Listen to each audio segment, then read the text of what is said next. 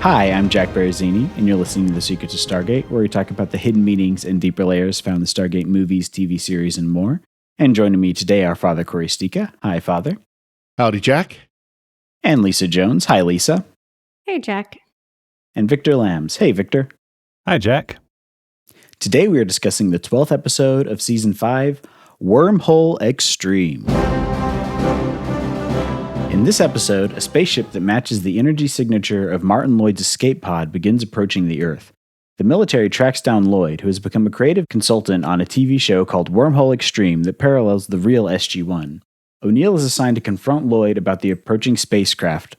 The rest of SG1 is in as backup to recover the remote control device necessary for boarding the enemy ship as it arrives, which is in Lloyd's possession.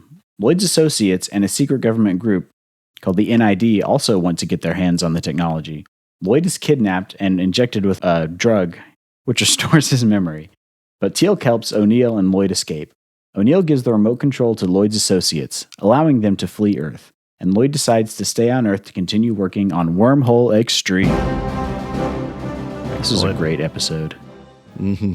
Yeah, plot synopses really don't do it justice because the whole point is not the plot that's going on. No, yeah. This episode is pure meta. I mean, Yeah. Mhm. when you have Peter DeLuise directing the episode about him directing an episode of a show that's based off of the series that he directs. I mean, that's how meta this gets. Yeah. Yeah, it's as much fun as watching Galaxy Quest, I feel like. Yeah. This is Yeah. very Yeah, much in the it's- spirit of Galaxy Yeah. Quest. Mhm. Very much so. Yeah, this fell right within that span in the early 2000s, which is when Galaxy Quest was made, of very meta things that are just so enjoyable. There's an episode of Hercules: The Legendary Journeys where it's all about the characters taking on roles as writers, trying to write an episode of Hercules: The Legendary Journeys and stuff. So it was just very much in the water, but it's done here better than just about any place else. Yeah, it was just so much fun, and they did it in a way that worked well within the world. Like they could have Mhm. not handled this well, but the way they did it was just perfect. Yeah. Well, it was so much fun when they show the trailer for Wormhole X-Treme. Yes. And they show Yeah. the Yeah. Jack O'Neill character, and then they show Jack, and then they show the Daniel Jackson character, and then they show Daniel, and then they show the Sam Carter character, and you see Sam Carter kind of like, I like that character. Yeah. Yeah. Yeah. And then they show the Teal'c character, and Teal'c's like, really? He's a robot? Yeah. And the Daniel Jackson character is very sensitive and about to cry Yes, because he's feeling bad. And Daniel's like, I'm not like that. Yeah, it's like, they've got transparent skulls, but they still have morals, or they Yeah. still have Just 'cause rights. they're- And Daniel right, kind of their like, skulls are that's not me. That's really not me. Which actually, what they did with that character in Wormhole X-Treme is what we've talked about, like how Yeah. Daniel was, especially in the Mhm. beginning, right? Yep. I think this whole episode is like an homage to fans. Yeah. Yeah. No, it You know, definitely it's just is. a nod to all of us. Like we see you, we get you, we know what you like. Well, Here it is. I'd say it's not even an homage to fans. I think it's also like the crew, the people who put it Yeah. on, the writers and the directors and the actors and everybody. We like this stuff too. Mhm. Yeah. As Jack teased, we had the opportunity to interview Joseph Malazzi, and which it will come out here in a couple of weeks as episode 100. And you can, my feeling was when we interviewed him, he's just as much a fan of this kind of stuff as we are. Mhm. He Yeah. enjoys this kind of stuff as much as we Yep. do. And that's really what they show in this episode. I mean, when they can laugh at themselves Yeah. in this episode, I mean, that says a lot. Yeah. And Yeah. as you mentioned, they put themselves into the episode. I think pretty much every producer and, writer has a smart role in this. Robert C. Cooper plays the Mhm. very put upon writer. Malazzi is goes up to the craft services table and asks where all the donuts are. And, Yeah. Michael Greenberg's in it. Brad Wright has a cameo at the very end.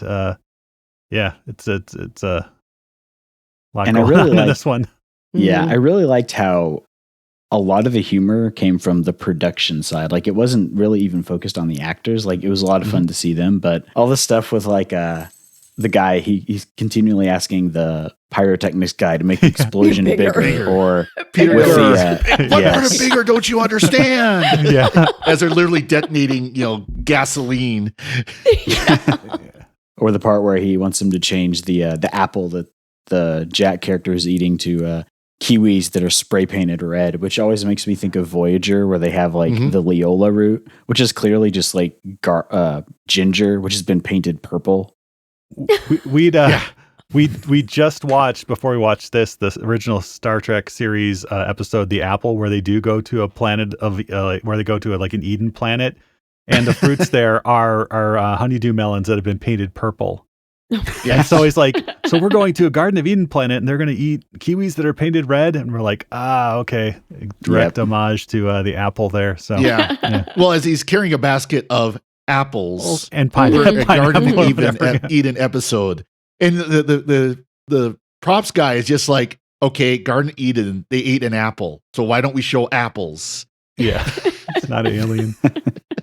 But and a lot of it comes from Willie Garson as Martin Lloyd, and just how he gets no respect from anyone on the set. The actors, the executive producer who flies in for a scene, the director, the maybe the writers, but he gets no respect from anyone. It's just like the creative guy. Yeah. And so there's a lot of humor from that. I love that. It's like, I've got this meeting, I'm gonna be late, and if I don't show up on time, they start without me, but I gotta be there on time.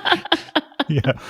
Well, I think it's just so fun to see him come back, like to use that as the launching point for this episode was just genius. And the fact that he had, as spoilers at the end of the episode, he actually purposely wiped his memory again. It wasn't the Tanner and the other aliens. It was him choosing to do it. Right. But yet he still remembered all this stuff about SG1 and the Stargate, and came up with this series based off of what he remembered, even if he didn't realize that's where he got it. Right. Well, like when he goes, there's a problem with filming because you made they went both ways through a wormhole. Yeah. And they're all like, what are you talking about? Because the science says it doesn't work. Yeah. Yeah. Yeah, there's so much. No idea why he knows that. Yeah. And so much inside baseball with just on the science when they're talking about, is it Michael DeLuise as Nick Marlowe, the Jack character who, Peter DeLuise's brother, I assume, just so much like he's questioning. He's a there's another DeLuise we get coming up in a few seasons or episodes too, I think. But I mean, I assume so. But yeah, just questioning like I'm trying to like kiss the alien princess and there's all these dead bodies around here. Yes. Yeah, because one shot stuns, 2 shot kills. Well, why are they still here? It's because the audience they're there. Well, the funny part is he plays kind of this, he acts like he's kind of ditzy, but then all of a sudden he gets this rational thought of, why would I be suddenly wanting to make out with this princess above all these dead bodies? Yeah. And it's just like, that actually makes sense. Yeah. Actually, I thought about that episode where I can't remember which one it was, but we had the most explosions, the most dead Jaffa of any. Remember that? Like any other family thing. affair or family ties or whatever it was. And at the end of the episode, they had all these dead bodies, but they cut it really close in so you couldn't see them. Mm-hmm. And so I thought about that. We'll just like zoom in so you don't see the dead bodies. And he's like, but people still know they're there. Yeah. Well, they do that where they do the boxing of the face, like you see just this. Yeah. And it's like, but we know it's around there. Like, I wonder how many of the jokes, and I'm assuming it's probably a lot of them, are just stuff that had been happening over the years that they were referencing. It's too many to like list, right? Yeah. I'd assume it's all of it, and that's why it's just such a like work of art too. Like every line of the production side of the production plot of Wormhole X-Treme is just. Every line is just so enjoyable and just so, chef's kiss, perfect. Mm-hmm. And yet it still works as a, I mean, I would say like for you, Jack, if you've not watched all these episodes 100,000 times, like it still works as an episode. Just, it's funny and it's irreverent and it's just, it works without knowing. Yeah. And you want to watch it again and go, okay, what did I? What did I not get in this one? Like, there's so many little things, like where he says it doesn't say Colonel on my uniform, and he goes back and forth because there was an episode that Jack said, Does it say Colonel on my Colonel, uniform? yeah. Yeah. As a matter of fact, it does says- say Colonel on my uniform. Yeah. But it doesn't say Colonel on my uniform. Can we write it on right here? I think Yeah. was Is that it here? Heliopolis? Was that the episode? I can't remember. Well, It was- he used that line a couple of times, I think, but of course, as a colonel, he'd have the eagle, Yeah. the full bird on his uniform at least, but still, yeah, like this one didn't even have that. But and of course, Yeah, the funny it part was is, just, as this is a meta episode, and there's all the meta Mhm. elements, but then you still have the elements of Martin and the other aliens and their ship Yeah. coming, Mhm. and Pretty cool and looking it ship too. ma- Yeah. Yeah. and they made it work. Yeah. Or all this meta stuff. But you have to say though, I have to admit that as I'm watching this, I'm kind of cringing. It's like, yeah, the literally they're throwing the rocks that are styrofoam and stuff like that. Going, yeah, this is the show we watch, and they're doing that. Yeah. Yeah. But I think that was great. Is like they're poking fun at, Yeah. just the kind of over the topness of certain things, or the lack of being able to make it really amazing quality at the time, or budget or whatever. Mhm. And also at the very beginning where they're like, was it Peter DeLuise is like, pow, pow, okay, you're dead. Now roll around. Okay, now get up. Yeah. Like the God, it's got to be humor and difficult to be an actor and act in a show with special effects and sounds and all these things that as an actor, you don't get to experience that. Mhm. Mhm. You're just on a soundstage doing weird things to Yep. someone yelling at you. They didn't have enough money for lasers. Yeah. Yeah. Exactly. Yeah. But I think that's part of just the charm of Stargate as a Mhm. whole, and also Mhm. just why I like a lot of like 90s science fiction, because it hadn't reached the point where like science fiction and fantasy was the big thing, and so millions of dollars are being thrown behind it. Yeah. And like there's Mhm. a lot of good new shows out, but I feel like they've lost that charm that you have Mhm. with like older shows, like where if you watch like Next Generation and they're like the HD versions, you can see like the little Phillips head screws that are holding the consoles together and stuff. Yeah. But it doesn't take away from the show. It makes it more charming, and I like that. Yeah. You don't really get that anymore with super slick things. Well, and I think this is one episode that really shows why people love Stargate, especially Stargate Yep. SG1, Stargate Atlantis, because it was willing to take itself with great humor. Mhm. I think one thing we forgot to mention is it was the 100th episode of SG1, and that's why they did Yeah. this. Mhm. So this was the anniversary episode, which Right. by the way, 100 episodes is usually when they go to syndication. So I mean, Money's in that's part of the reason why syndication, they yeah. celebrate it. Yeah. Hence the But- reference. And there was a Yes. reference to that Yeah. too. There was reference to being on cable. No, we watched it because it was on Mhm. cable. Yep. Of course, at the time they were at this point, most likely were in negotiations for season 6 on Sci-Fi, Mm-hmm. but they made the comment about being on cable because they were still on Showtime at that point. And then syndication and stuff like that. But this is for me, speaking for myself, this is why I like SG1, why I like Atlantis, especially, both of them. They're willing to have these episodes where they just poke complete and total fun at themselves Mm-hmm. and Mhm. laugh with us.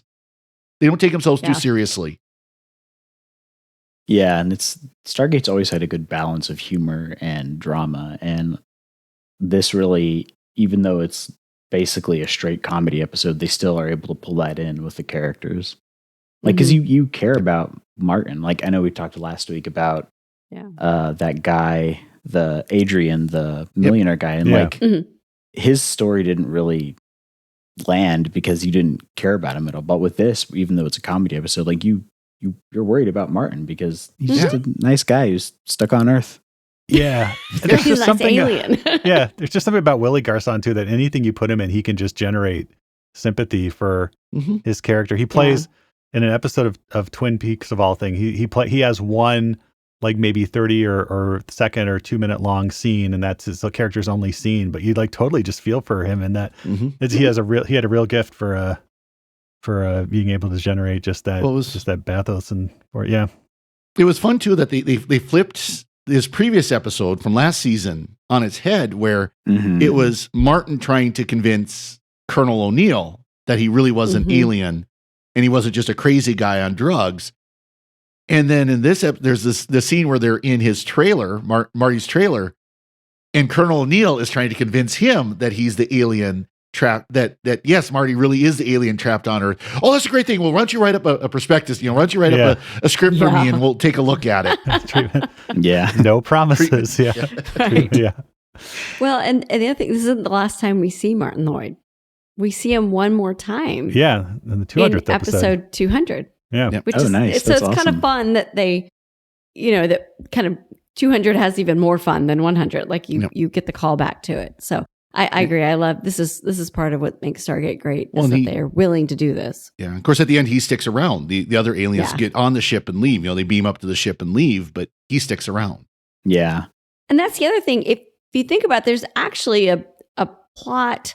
There still is a plot to this episode. Yeah, it's not a dream Beyond just episode the where they fun. where they wake up and say, I "Well, that mean- was a crazy dream. I'm never eating meatballs before bed again," or something. Yeah. Yeah, you get the NID. You get is it Colonel Barrett? I can't remember. His name. Major. Major. Is that what it is? I can't remember. Agent. So you Barrett, get Barrett for the first time, which he becomes a recurring character. I mean, the NID. So it's still pushing the plot forward. Mm-hmm. It's not just fun. Mm-hmm. And you start to Mostly actually like feel for Tanner and the other Yeah. members of Martin's planet. It's because you start they just want to get home, and that's why they're doing all this. And they haven't killed Or at least anybody. get off Earth. They know the can't home go is home, right. gone, but at least get off Earth and go settle somewhere else. Yep. Right. Mhm. They weren't the villains, even though that's how it's spun. But then you get that Mhm. twist with the NID, and so I like that Yeah. too, where there's no malice from the aliens. They just want to go Much. home. Yeah. Yeah. And even in this episode, the NID is just trying to figure it out first, right? They're just Mhm. trying to get it. So you have the little, I guess you'd call it a B plot, of Carter and Daniel trying to figure out what the NID is up to or what Tanner and them and get caught by them. Well, and they did a really good still job not of that, bad. where Carter and Daniel are trying to figure out what the aliens are up to, and the aliens redirect them to NID, Yeah. and NID, Right. is being redirected to SG1, Mm-hmm. and of course they end up, they get that scene where they're pointing guns at each other. Mhm. But it's so great that it's just like, okay, the aliens tricked both of you. Yeah. Right. Yeah. Yeah. And then you have Murray serving sandwiches. Yeah. Why are those Yes. Chulakian sandwiches, right? Yeah, they don't like the food of Chulak, the Yeah. traditional food of Chulak. Yeah. Did y'all notice that the character, I can't remember his name, I have to look it up, but the character of Teal'c on Wormhole X-Treme, the robot, Grell or whatever. Yeah. didn't say a word. Nope. Never once said a word.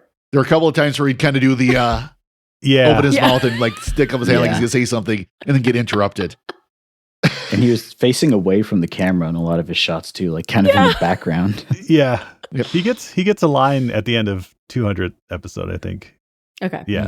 Mm. But and then he can't lift that one eyebrow, so they have Yes. a monofilament line super glued to his eyebrow, which Yeah. you only can really see on you couldn't see that on like a smaller, fuzzier TV in the day, but it was like trying to get his eyebrow to go up.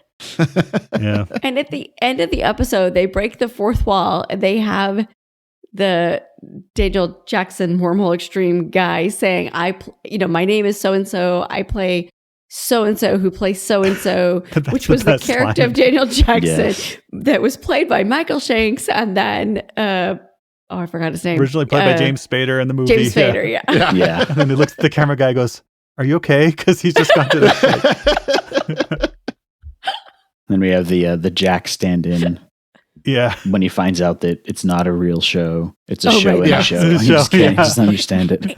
And it's brother and brother arguing with Yeah, each other. exactly. And that is so awesome. They've got two DeLuise brothers. Like, wait, am I getting paid? Like real money? Yeah, real money. It's not a real show, but I mean, yeah. Yeah. Which is And we do perfect. get the third DeLuise brother in, I don't know what season, season 7. Another one of 8. Sam's He is Sam's boyfriend. yep. Yep. Nice. Yeah. But no, I mean, That's yeah. This is probably like one of my favorite lines in all of sci-fi too. When the Sam character, Yolanda Reese, who's playing I forget what the name is in the show, but she's it's talking about like, so in this scene I'm out of phase. Yep, you can pass this salad matter. Yes. So why don't I fall through the floor? And they just And look they at just each other look- for a just look minute. at each other. We'll get back to you on that. Yeah. Yeah. They just look at each. I mean, it was silence for a good 15 seconds. Yes. They're just looking at each other, going, I don't know how to answer this. Right. Because that's what everyone asks in any science fiction show. when you Yeah, get what are you the out of breathing? phase thing. Yeah. You're out Yeah. of phase. It's What are you like- breathing? Why doesn't the Earth just move around and you're just floating in space? Or like Star Trek, why didn't you just fall out of the ship as soon as you went out of phase? Yeah. Yep. So that's where I figured that's one of those I hear you fans. I Yeah. hear what you say. We get it. It's Yeah. And Yeah. I feel like explicable. in addition to being obviously a take on like the writers, Lloyd is also a take on those nerds who are watching the show, which is all of us asking those like nitpicky questions, but they do it in a loving way, which is really fun. Yeah. So in episode 55, when you said, Yeah, right. And then, the money man from the studio comes in and it's like, like, we don't have money. We don't have money for a ship. You just show the reaction shots. Ooh, what a great ship. yeah, do the shadow over their Yeah. faces as they Yeah. And then he's like, if you could do it for $5,000 cheaper, you could do it. I was like, okay, that explains a lot of episodes. And Yeah. I love when they actually show the ship coming down. It's Mhm. from the point of view of the camera guy, and he's trying to get a good angle. And there's still like a Right. bunch of stuff in front of it for the whole Yeah. shot. That was Yeah. great. Yeah. People are just kind of standing around looking at it. It's like, oh, yeah, that's a really cool special effect we have on this show. Or you see like Martin's like, no, pan up. Yeah. Like, yeah, it's literally facing it. It's like, Yeah, that was a great moment too, where he just pops into frame and he's like pan up, and then there's the ship there. Yeah, mhm. I Yeah. love going back to the money guy. I love how he's like, now who in this room has had gotten a cable ace? Award. Yes. The excellence Yes. in cable, achievement in cable excellence award, which is like, even by the time, I think if I looked it up, and I think by the time even this episode aired was no longer be giving away. Yeah, it's like from 1978 to 1997, they had the Cable Ace Award. So Yeah. even by this time, it was like an award they weren't issuing anymore. So funny. Yeah, But And he then when won they're- it for the talking dog that solved crimes. Puchinsky, Yeah. which of course Jack is a big fan of Puchinsky. He loved that show. Well, and then I think it was Martin that's like, we're gonna win we're gonna win a special effects award. We're for gonna win an this, Emmy for the show. Emmy, yeah. Special for the effects ship. category. for the Yeah. ship. Yeah, Yeah. It's just so Even much even fun. Hammond had a good line where, well, the Air Force is allowing this because it's good cover if it stays on the air. yeah, Right?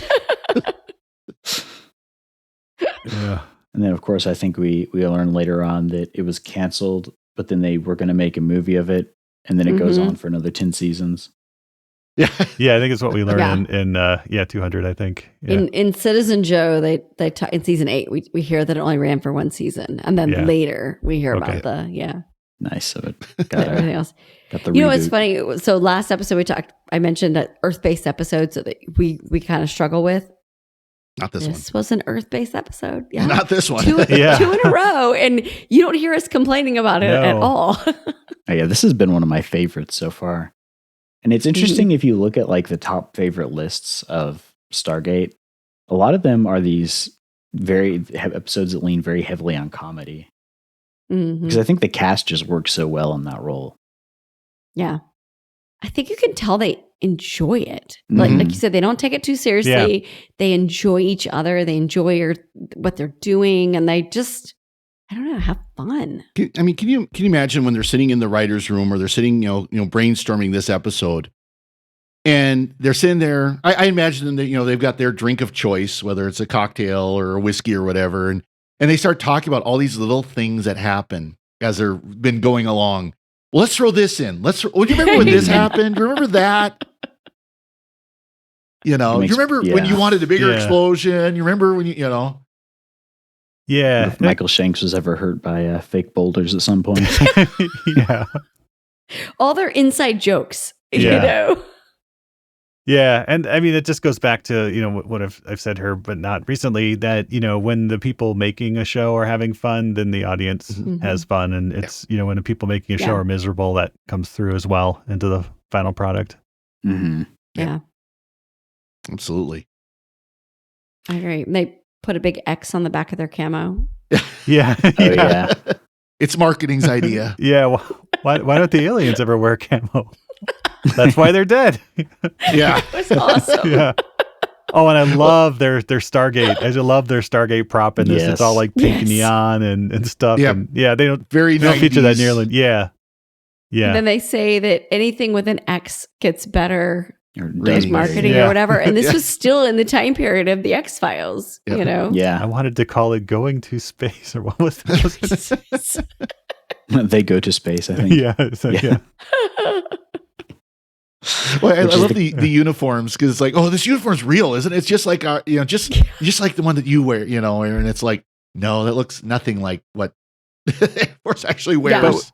But we get a nice callback to that when Jack is asking the parking, the entry gate attendant, for the, can you give us a list of all the visitors? And that's how they track down, the aliens at first, but they're being played. And then as he walks out, it's a female gate attendant. Jack goes, "Hey, I like the uniform." And your face lights up and stuff, because Yeah, he's she's an Air Force basically guy. wearing like a blue jumper or something like that. Yeah. Yeah. So I thought that was a really nice, just kind of character moment there. Yeah. I love the line he says, "Oh yeah, we've got like a real general coming in. It's a Yeah. pivotal moment." And that was a shot across the bow for the the chiefs of staff of the Air Force who were on there. Mhm. Yeah. Mhm. Of course, they made the reference about we need a sexy alien, Yep. sexy female alien, yeah. and of course we know that was Anise Yeah. Freya because we talked about that last season. But I saw somebody online that said that was actually like real, that they were setting it up for season 8 or was it 9 Where when Vala? Claudia Black came in. Oh, yeah, for Vala. that seems a bit of a I was stretch. like, I don't know. I I almost think that was took an it- Anise reference. I almost took it as a poke at Voyager because this was right around the time that 7 Yeah. of 9 came on Yeah. Voyager when the ratings Well, were I think it dropping. was too. I mean, we had Mhm. Hathor, we had Vala, or Mhm. we will have Vala. We had there were Mhm. regularly occurring sexy aliens kind of throughout. They so. just keep trying it. Yeah. You know? Atlantis, I think, had more of them, but I do love the alien princess's outfit in this, with like the 3 like shoulders coming out and the flower petal and the corset and Did she look like, what is it on Mario? Like, Princess Princess- Peach or something, Princess- yeah, that's Kind what of, I kept a little bit thinking like about with Princess the Peach. Kinda flippy hair Yeah. and or just a see that. 1950s, sci-fi princess who's that's Very what mu- I thought more was like the black and white science fiction or Flash Gordon or something like Mhm. that. who's Yeah. much taller than the leading man. gosh. But it Are you won't sure show there's up in cameras camera. that, at the angle Yeah. are going to look the It's same, fine, right? it's fine. And if you look at the actress, she's trying so hard Not to to not laugh. crack up. Yeah.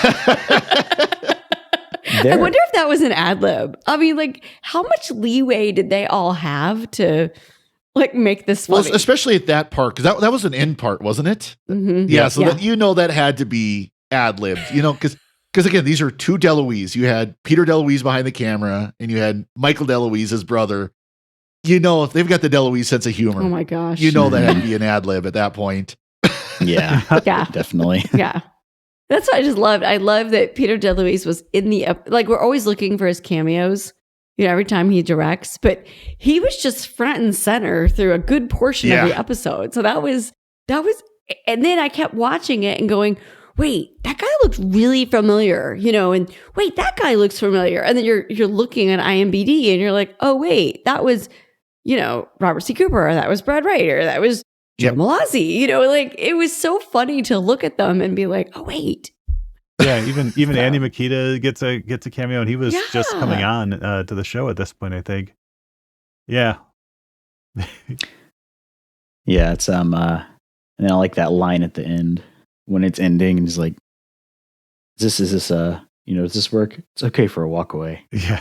Yeah. It's so good. And we'll pan up here. And Yeah, Which we fade? Well, right about now, and it fades.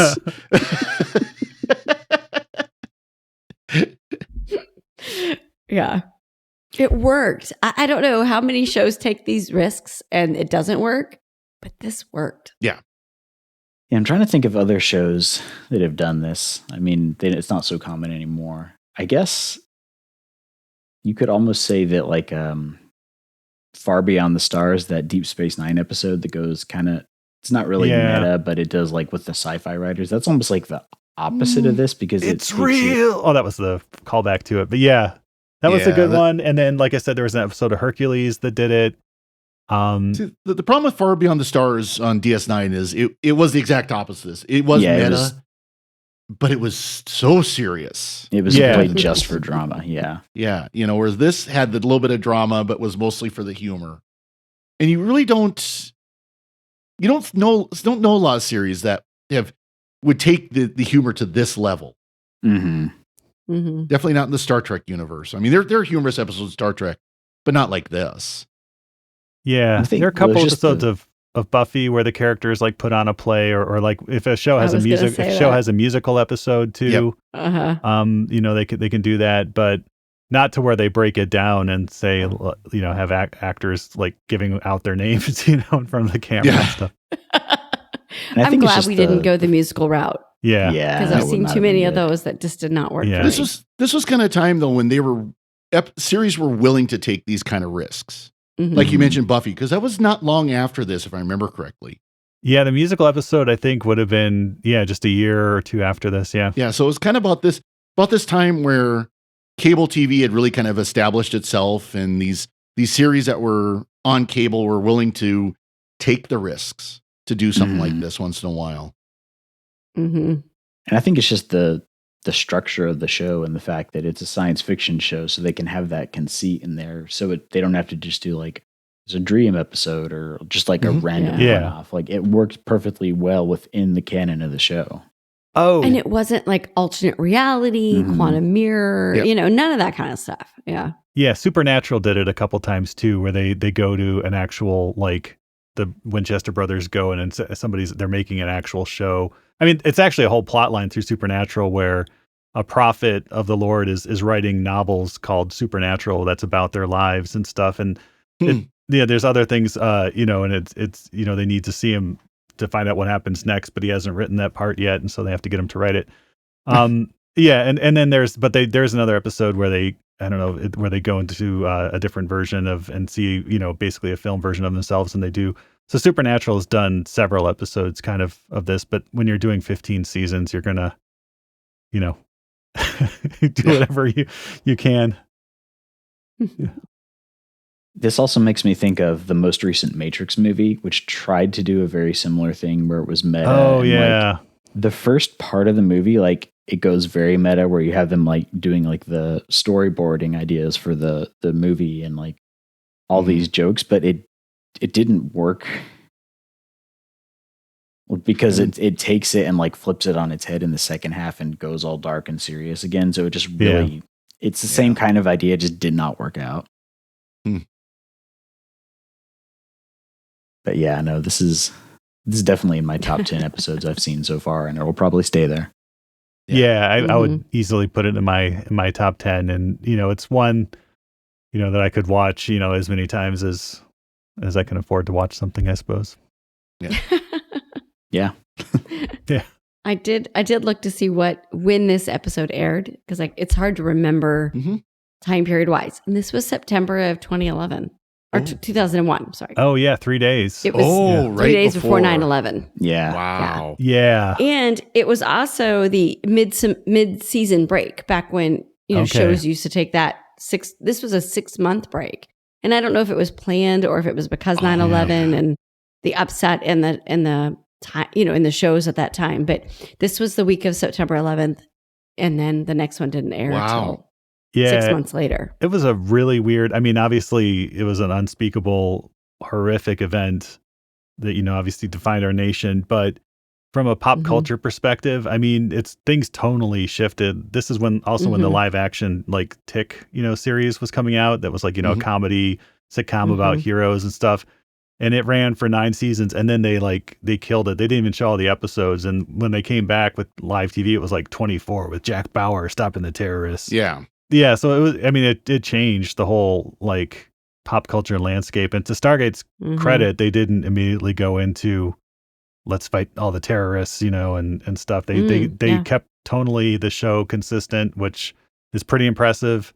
Maybe they were able to get away with that because they're in Canada and Vancouver and stuff. But when so much of TV just suddenly went, And to be, I mean, to be fair, that's kind of always been the thing of SG1 is fighting the terrorists of the Goa'uld anyways. So, I mean, if anything, it kind of strengthened the show. And maybe that's why it got picked up by sci-fi so quickly after, because again, this would have been about the time that they're negotiating for season 6. If there was going to be a season 6, where was it going to be? Maybe they've already done that. And, maybe they sat and said, okay, we keep doing what we're doing because it works. And we're kind of in that, we're being lifted, we're got that kind of that fervor now again as a country of, fight the bad guys. And this is a great way to do it. So, yeah, because it's military-based show, but it portrays the military positively. So I imagine that'd be something that would work in its favor then. Oh, especially back then. I mean, for those who remember 9/11, it was, it was Lee Greenwood was everywhere. No one, very few people had heard Lee Greenwood in years. And all of a sudden, God Bless the USA was being played everywhere, which is fine. I love the song and I love every his day music, was an air show. Exactly. So I just thought it was interesting if this was the episode kind of left off until 6 months later in March. Yeah, and I do wonder if that was an intentional decision that this was going to be the break episode, the episode before the break. Probably was. And so it was already they planned. have 24 episodes, and this was number 12. So it would have been the natural break. Yeah.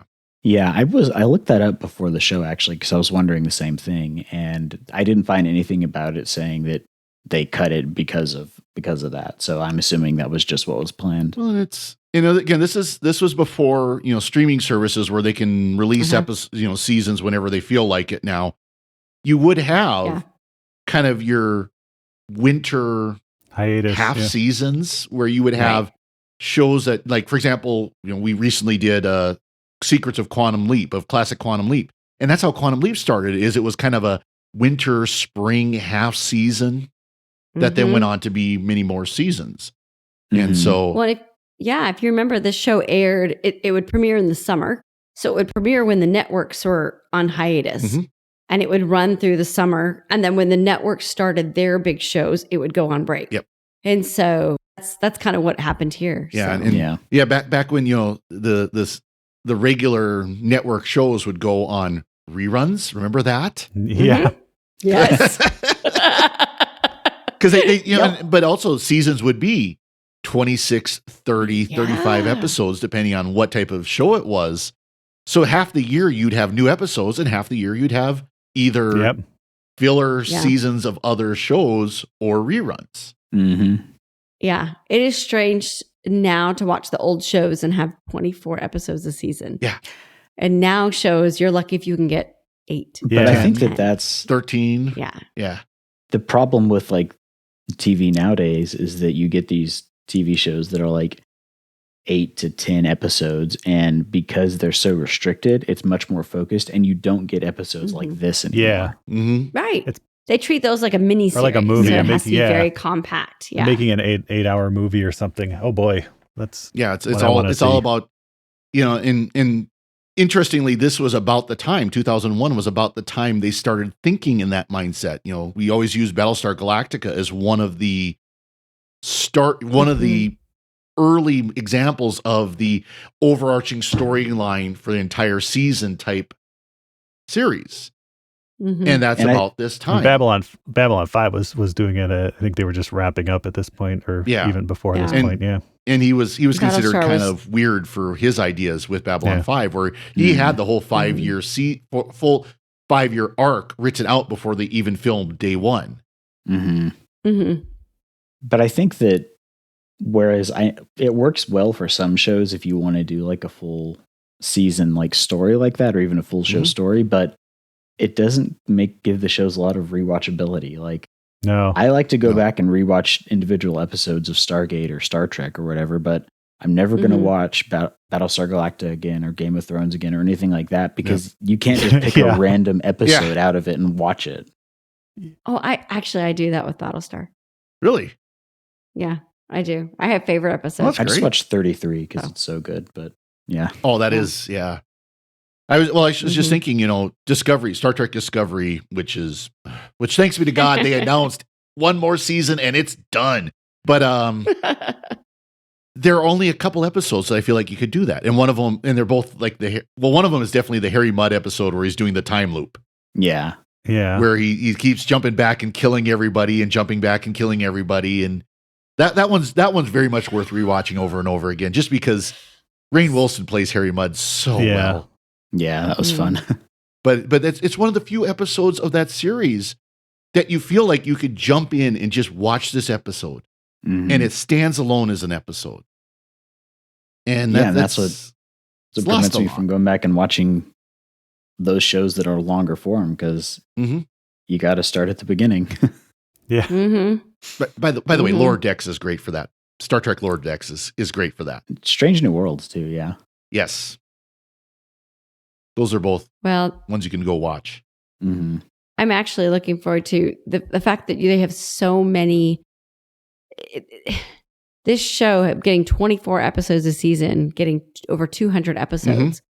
You just don't. I feel like you don't get that, like, really explore the characters. I mean, to a point where you the last 2 seasons you get completely new characters. Not completely. I mean, you still have Mostly, yeah. Sam and Teal'c, but everybody else. But it's you really got to explore it, and they got to make mistakes and have fun and do all of these things. So I do miss the longer seasons. Yeah. I mean, I haven't seen the most recent episode of Picard, but we have a Vulcan, we have a Vulcan and a Bajoran on the bridge, and it'd be really cool if each one of them could get like an episode, like, on DS9, or when the minor characters would get their own episodes and get to go off and do things. And I don't imagine, I haven't seen the latest episode, so no spoilers, but I don't imagine we're going to see, the Vulcan and the Bajoran having any, like being fleshed out as fully realized characters, although they're pretty interesting, just the little snippets that we see. Yeah. Yeah. That's what's missing from Stargate. We don't get a Walter episode. Yeah. Yeah. Did we? We don't, right? I mean, no Walter. Yeah. No, I mean, no, we don't. We do kind of get the one where they're, the guy's recording. We're doing, and Walter gets interviewed about, about how he changes things up once in a while. Instead of locked, it's sect, or, whatever. What. But it would have been really fun to have like a Walter rules the SGC kind of episode. Yeah, or he's on night shift. He's on night watch or something. Like everybody else gets alien virus, and he's like it, and he has to save. Well, they don't even have to do that. They could just do what does the night shift on SGC look like? Yeah, when Hammond builds his home in bed. I feel like that was a Star Trek episode. It was. Yeah, there was one of those Next Generation episode, but but no, I think somebody could splice together all the Walter scenes into like what was really going on, and just one episode of just all the Walter scenes or something. I feel like he was kind of like an unsung hero. Yeah, that would have been fun. Yeah, awesome. Did y'all have any other thoughts on this fantastic episode? I did get a kick out. There's just kind of a passing line where they're looking through the records of people who had been there on the lot. Yeah. Mm-hmm. And Daniel says, he's got 2 PhDs. Why is he a Teamster? And he says, it must be for the money. Yeah. I mean, it was more money being a Teamster, member of the Teamsters Union, than to have your PhDs. Yeah. Or when Malazzi walks over to the craft services table and was like, where are the donuts? And Teal'c says, the drivers consumed them all and then fell asleep. Leave us. He goes, he just. That was good too. That's great. Awesome. Yeah. So in a couple of weeks, we're going to have Joseph Malazzi himself on with us to do an interview. It's going to be a lot of fun. So that'll be our 100th episode. So yes, there we go. Very fitting. Mm-hmm. Yeah. Awesome. Before we go, we'd like to take a moment to thank our patrons who make it possible for us to create The Secrets of Stargate, including Ryan C., Joseph R., Kelly W., and Curtis C. Their generous donations at sqpn.com/give make it possible for us to continue The Secrets of Stargate and all the shows at StarQuest. You can join them by visiting sqpn.com/give, and be sure to follow the show in Apple Podcasts, Google Play, Stitcher, TuneIn, Spotify, iHeartRadio, or on the SQPN YouTube channel. To find previous episodes of Secrets of Stargate and to send feedback, please visit sqpn.com/Stargate. And you can email us at stargate@sqpn.com or follow StarQuest on social media at facebook.com/StarQuestMedia or on Twitter at SQPN. And we'll be back next time when we'll be discussing the next episode of SG1, Proving Ground. Until then, Father Cory, thank you for joining me and sharing the secrets of Wormhole X-Treme. Now, this isn't a real show. We're still being paid real money for this, right? Are we being paid? I'm never getting paid. Thank you, Jack. Yeah. And Lisa Jones, thank you as well. Thanks, Jack. And Victor Lambs, thank you too. Thanks, Jack, and bigger. Bigger! What part of bigger don't you understand? And once again, I'm Jack Baruzzini. Thank you for listening to The Secret to Stargate on StarQuest.